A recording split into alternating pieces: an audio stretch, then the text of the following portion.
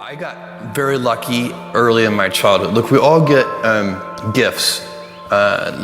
We get certain things in our life that are that we're very lucky about, and one of the most powerful one is who your early role models are. You know, they could be it was your parents. grandfather. It was in a big sense. My mom and dad, but my grandfather too. So the gift I had is I had this incredible family. I spent an unusual amount of time with my grandparents, and especially with my grandfather on the ranch. So he had a ranch in South Texas.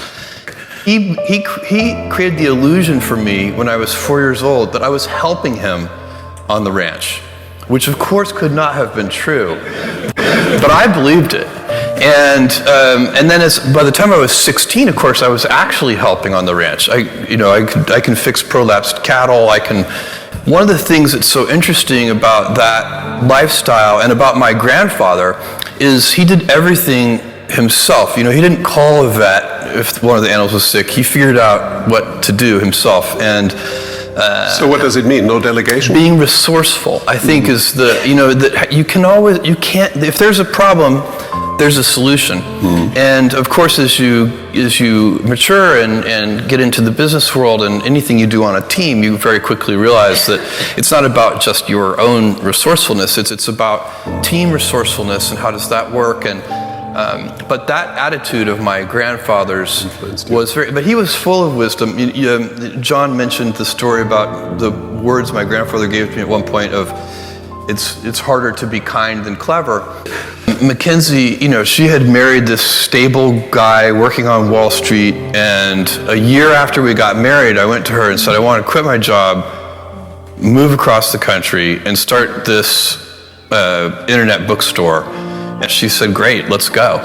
Because she wanted to support it, and she knew that I had always had this passion for invention and starting a company. And so, again, I think, Kenzie is an example of this, but I was talking about with my mom and my dad, who's a Cuban immigrant, and he came to the U.S. when he was 16 in refugee camp in the Everglades. They're so loving and supportive that when you have loving and supportive people in your life, like Mackenzie, my parents, my grandfather, my grandmother, you end up being able to take risk. Because I think it's one of those things, it doesn't, you kind of know somebody's got your back.